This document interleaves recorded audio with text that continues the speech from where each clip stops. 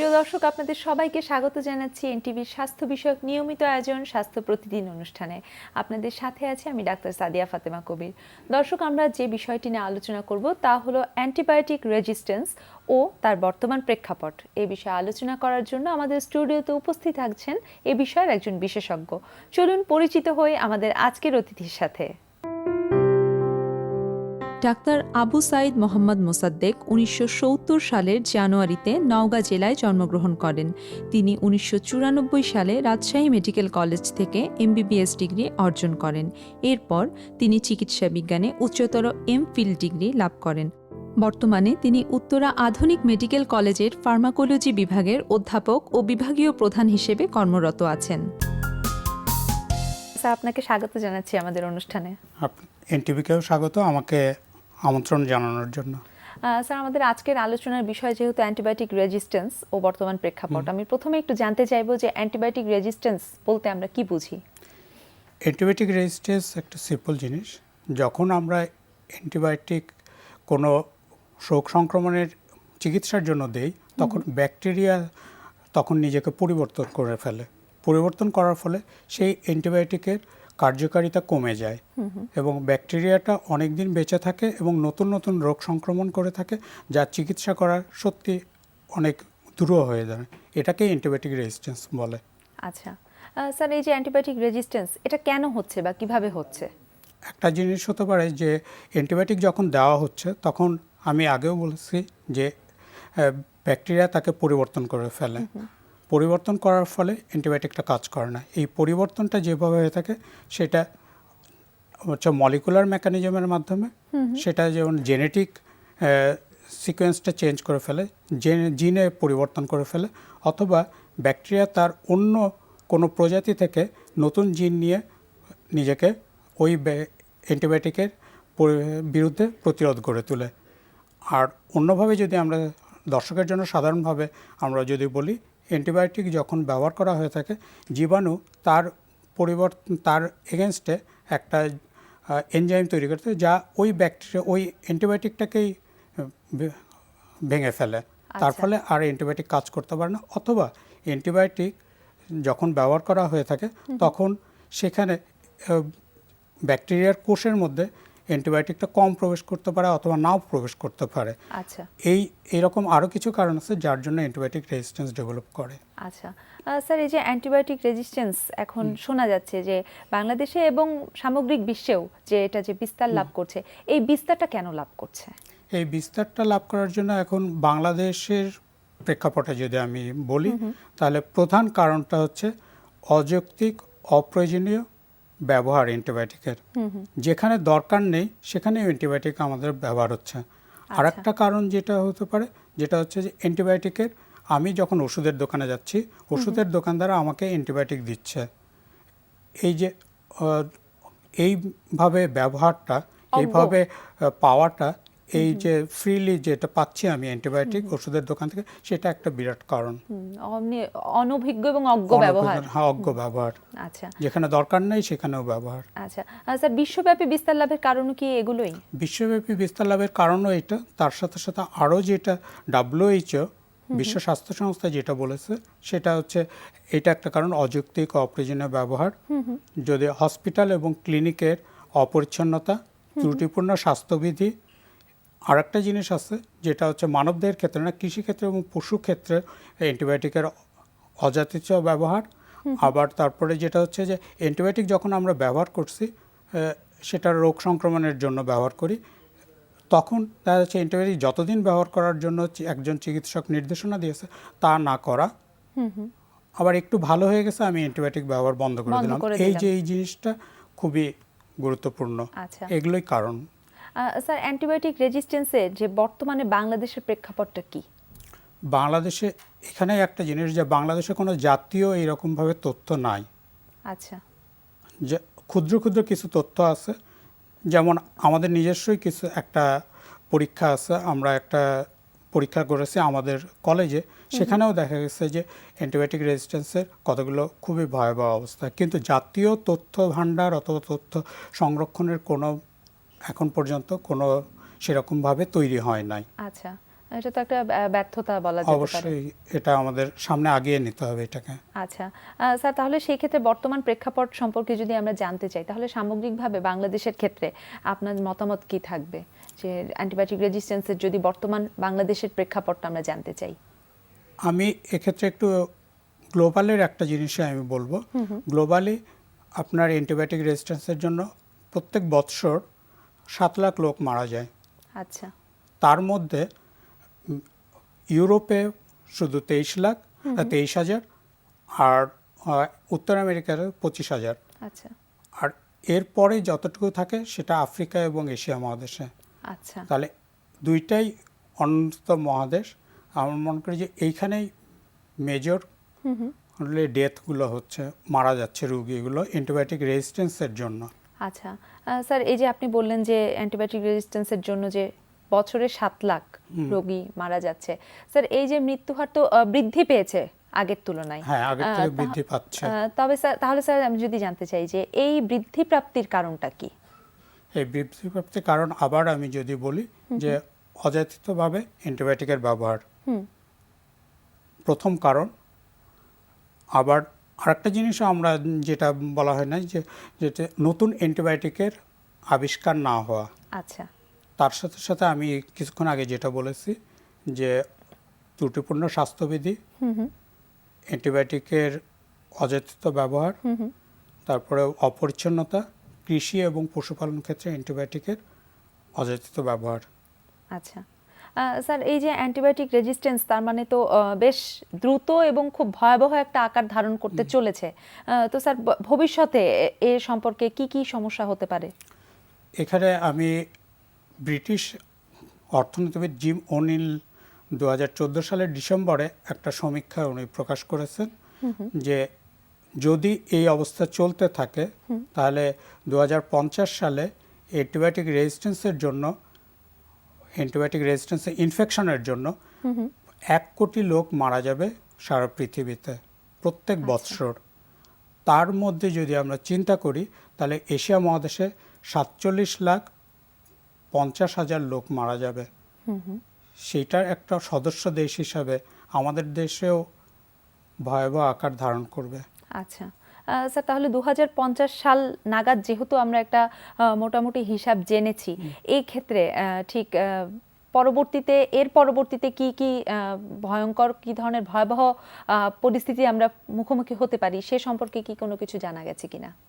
সে সম্পর্কে এখন বলতে হয় পেনিসিলিন যখন প্রথম আবিষ্কার হয়েছিল তখন স্যার আলেকজান্ডার ফ্লেমিং বলছিলেন যে এটা একটা মিরাকল ড্রাগ, ম্যাজিক ড্রাগ। সেটা আসলেই ম্যাজিক ড্রাগ ছিল, কিন্তু পেনিসিলিন আবিষ্কার হওয়ার আগে অ্যান্টিবায়োটিক আবিষ্কার হওয়ার আগের যে যুগ, সেই যুগেই আমরা আস্তে আস্তে প্রবেশ করতে যাচ্ছি। সেটা অ্যান্টিবায়োটিক যুগ হবে না, সেটা পোস্ট অ্যান্টিবায়োটিক যুগ, যখন সাধারণ একটা ডায়রিয়ার রোগের চিকিৎসাও অসম্ভব হয়ে দাঁড়াবে। স্যার এইটা যদি একটু আমাদেরকে বিস্তারিত বলতেন এই ব্যাপারটা। এখন যেটা আমি আমাদের কয়েকটা স্টাডির কথা বলবো, যে ডায়রিয়ার ক্ষেত্রে বলছি, মূত্রথলির ইনফেকশনের জন্য কথা বলেছি। সেখানে আমরা আমাদের কলেজের দু একটা স্টাডি আমি বলবো। আমি পেপারটা একটু নিয়ে আমি বলতে যাচ্ছি, যেটা হচ্ছে মূত্রথলির ইনফেকশনটা যেটা হয় সাধারণত একটা ব্যাকটেরিয়া দ্বারা হয়, সেটা ইকলাই বলা হয়ে থাকে। সেই ইকলাই যখন আমরা ইকলাইয়ের একটা চিকিৎসা আমরা সেন্সিটিভিটি টেস্ট করেছি, আমাদের এখানে দেখা গেছে যে সিপ্রোফ্লক্সাসিন 50% রেজিস্ট্যান্স ডেভেলপ করছে। আচ্ছা। সেফ্রাডিন 100% রেজিস্ট্যান্স ডেভেলপ করছে। সেফট্রাকজোন 50% রেজিস্ট্যান্স ডেভেলপ করে গেছে। আচ্ছা। অ্যামোক্সিসিলিন 100% রেজিস্ট্যান্স ডেভেলপ করে গেছে। সেফুরক্সিম, সেফিকজিম এটাও 40% মতো রেজিস্ট্যান্স ডেভেলপ করে গেছে। আচ্ছা, অর্থাৎ এই এতগুলো ক্ষেত্রে এই অ্যান্টিবায়োটিকগুলো কাজই করবে না। তাহলে এরপরে আমাদের অ্যান্টিবায়োটিক আছে খুবই অল্প কিছু হাতে, যেটা ইমিপেনাম, মেরোপেনাম, সেগুলো এখনো অনেক ক্ষেত্রে 100% ইফেক্টিভ, কিন্তু অনেক ক্ষেত্রে ইফেক্টিভ না। আচ্ছা। এরপর আর নতুন কোনো অ্যান্টিবায়োটিক নাই। সাধারণ রোগের চিকিৎসাতে যদি এই অবস্থা হয় তাহলে জটিল রোগের ক্ষেত্রে কি অবস্থা হবে সেটা বোঝাই যাচ্ছে। স্যার, অ্যান্টিবায়োটিক রেজিস্ট্যান্স নিয়ে আসলে আমাদের আরো অনেক প্রশ্ন আছে, অনেক কিছু জানার আছে, সেসব সম্পর্কে আগামীকাল আমরা জানবো। স্যার, আপনাকে অনেক ধন্যবাদ আজ এতগুলো গুরুত্বপূর্ণ তথ্য আমাদের জানানোর জন্য। আপনাকেও ধন্যবাদ, এনটিভিকে আবার ধন্যবাদ জানাচ্ছি। প্রিয় দর্শক, অ্যান্টিবায়োটিক রেজিস্ট্যান্স ও তার বর্তমান প্রেক্ষাপট সম্পর্কে জেনে নিলাম বেশ কিছু গুরুত্বপূর্ণ তথ্য, তবে জানার আরও অনেক কিছু বাকি আছে, সে সম্পর্কে আমরা জেনে নেব আগামীকাল। দর্শক, অনুষ্ঠানের এ পর্যায়ে নিয়ে নিচ্ছি ছোট্ট বিরতি, কোথাও যাবেন না, আমাদের সাথেই থাকুন। প্রিয় দর্শক, বিরতির পর আবারও স্বাগত জানাচ্ছি স্বাস্থ্য প্রতিদিনে। এবারে থাকছে আপনাদের জন্য আমাদের নিয়মিত আয়োজন সুস্থ দেহ সুস্থ মন। আজকের এপিসোডে আমরা যেটা দেখব স্ট্যাবিলিটি বল দিয়ে কিভাবে সুইমিং করা যায়। সবাই তো শিশুরা বা বড়রাও মনে করে যে হ্যাঁ, সুইমিং করতে গেলে কি হবে, পানি লাগবে না। তো আমরা আজকে দেখব যে কিভাবে বাতাসে বল দিয়েও সুইমিং করা যায় এবং সুইমিং করার যে উপকারিতাগুলো সেগুলো কিভাবে পানি ছাড়াই করে সেই উপকারিতাগুলো পাওয়া যায়। এবং বাচ্চাদের জন্য বিশেষ করে এই ব্যায়ামগুলো খুব কার্যকরী, কারণ সাঁতারে যেটা হয় যে ওদের লম্বা হওয়াতে খুব হেল্প করে এবং এটা শরীরের জয়েন্টগুলোতে অত প্রেশার পড়ে না, ফলে ওদের লেংদেনিং বা অ্যালাইনমেন্টাল কোনো প্রবলেম থাকলে বা না থাকলে পরেও এগুলোতে ভালো রকম ইমপ্রুভমেন্টটা হয়। তো এখানে আমাকে হেল্প করবে লিও। তো লিও, শুরু করো। আজকে তো তুমি অনেক বড় একটা বল পেয়ে গেছো না, সেই বল দিয়ে এখন কি করবে, সাঁতার করবে বল দিয়ে খেলার বদলি, কারণ এটা দিয়ে ফুটবল খেলা যাবে না, তাই তো? তো শুরু করো। ওকে, নাইস। এখন আমরা দেখব যে প্রথমে সাঁতার শিখতে গেলে একটা শিশু কি করে, প্রথমে পানারে। Okay, single leg up, nice, and stay balanced, good. Okay, and now double leg. হ্যাঁ, তখন কিন্তু আমরা যেটা দেখব যে ব্যালেন্সটা কিন্তু অনেকটুকু কোর মাসেলের উপরে। হ্যাঁ, কোর মাসেলটা এখানটা স্ট্রং রেখে তাকে করতে হচ্ছে, বলে ব্যালেন্সটা করতে হচ্ছে। ওকে, ফাইন, শুরু করো। Yes, good, nice, straight leg. এবং এখানে ব্যালেন্সের ব্যাপারটা হয়, কারণ বল ঠিকমতো যদি ওর আয়ত্তে না থাকে, বল ছুটে গেলে কিন্তু ও পড়ে যাবে। ওকে, এবার যেটা করো যে সুইমিংয়ের সময় রিয়েলি যেমন করে শিশুরা বা বড়রাও কিভাবে সাঁতার কাটে, বলো এবার সাঁতার কেটে দেখো। Fine, yes, nice, nice, good. এক ধরনেরই সাঁতার না করে আর কত ধরনের সাঁতার দেখাতে পারবে তুমি? দেখি, পা ডাউন, ইয়েস, নাইস। এখান থেকে কেমন করে, yes, one, stay, good, and two, fine. এখানে আমরা দেখছি যে ফ্লেক্সিবিলিটিটাও বাড়ছে তার এবং ব্যালেন্স থাকছে, হাতের পাওয়ারটা হচ্ছে। And last one, good. Okay, up লিও, আস্তে আস্তে। তো তুমি তো বলেই সাঁতার পেরে গেলে, তুমি কি পানিতেও সাঁতার পারো? হ্যাঁ, শিশুদের কিন্তু সাঁতারটা খুব ভালো একটা ব্যায়াম, এবং যাদের এই অপশনটা নেই যে সুইমিং পুলে যেতে পারছেন না, তারা কিন্তু বলের উপরে এই ব্যায়ামগুলো করলে পরেও মোটামুটি 80% আপনারা সেই ধরনের উপকারগুলো ওদেরকে পেতে দিতে সুযোগটা দিতে পারেন। খালি খেয়াল করতে হবে যে ব্যালেন্সটা রাখার জন্য যেন চারপাশে ধারালো কোনো কিছু না থাকে যে শিশু পড়ে যেতে পারে বা ব্যথা পেতে পারে, আর বড় একজন কেউ যেন থাকে। এবং আশা করি যে এই ব্যায়ামগুলো করলে শিশুরা খুব আনন্দ পাবে এবং ওদের উপকারগুলো সঠিকভাবে হবে। প্রিয় দর্শক, হঠাৎ করে কেউ অজ্ঞান হয়ে গেলে চিকিৎসকের শরণাপন্ন হবার পূর্বে কি কি করবেন, চলুন সে সম্পর্কে জেনে নেওয়া যাক একজন চিকিৎসকের কাছ থেকে। হঠাৎ করে অজ্ঞান হয়ে যাওয়ার বিভিন্ন কারণ থাকতে পারে, যেমন মাথায় রক্ত সাপ্লাই কমে যাওয়া, শরীরে গ্লুকোজের পরিমাণ কমে যাওয়া, অথবা হঠাৎ করে ভয় পেলে। হঠাৎ করে অজ্ঞান হয়ে যাওয়া একটা রোগীর ব্যাপারে যেটা করণীয় সেটা হচ্ছে তৎক্ষণাৎ তাকে একটা পরিষ্কার জায়গায় শোয়াই দিতে হবে। শোয়াই দিয়ে প্রথমেই পা দুটো উঁচু করে দিতে হবে, পায়ের নিচে একটা সাপোর্ট দিয়ে পা দুটো উঁচু করে দিতে হবে। এরপরে দেখতে হবে রোগী শ্বাস নিচ্ছে কিনা, রোগীর হার্টবিট চলতেছে কিনা, পর্যাপ্ত আলো বাতাসের ব্যবস্থা করতে হবে। রোগীর কাঁধ ঝাঁকি দিয়ে তাকে জিজ্ঞাসা করতে হবে আপনি ঠিক আছেন কিনা, আরে ওকে।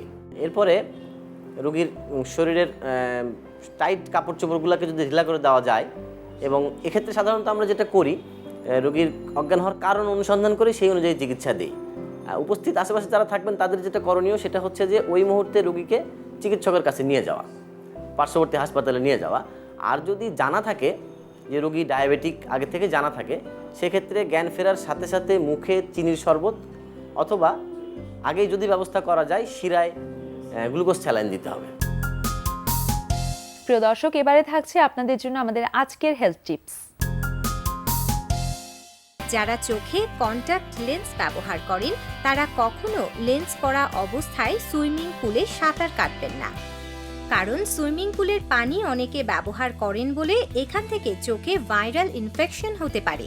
আবার পানির ক্লোরিনের কারণে আপনার কন্টাক্ট লেন্স নষ্ট হয়ে যেতে পারে। প্রিয় দর্শক, আমাদের অনুষ্ঠান সম্পর্কে যদি আপনাদের কিছু জানার থাকে অথবা আমাদের অনুষ্ঠান সম্পর্কে আপনার যে কোনো মতামত বা পরামর্শ লিখে পাঠাতে পারেন এই ঠিকানায়। প্রযোজক স্বাস্থ্য প্রতিদিন, এনটিভি, বিএসসি ভবন, 7তলা, 102 কাজী নজরুল ইসলাম এভিনিউ, কারণ বাজার, ঢাকা 1215।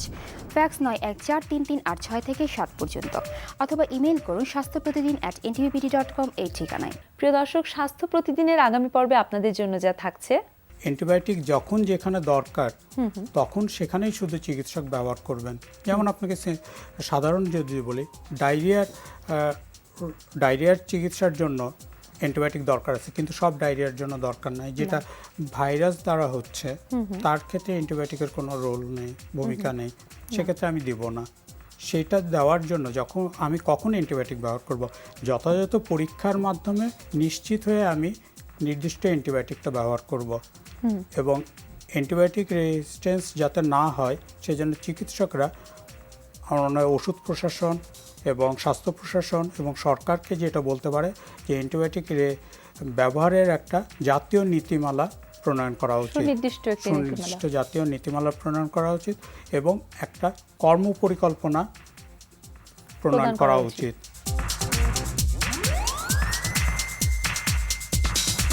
প্রিয় দর্শক, বিশ্বের যে কোনো প্রান্ত থেকে যে কোনো সময়ে আপনার প্রিয় স্বাস্থ্য প্রতিদিন অনুষ্ঠান দেখতে ভিজিট করুন আমাদের পূর্ণাঙ্গ ওয়েব পোর্টাল www.ntvbd.com। দর্শক, আজ এ পর্যন্তই। সবাই ভালো থাকুন, সুস্থ থাকুন, এনটিভির সাথেই থাকুন।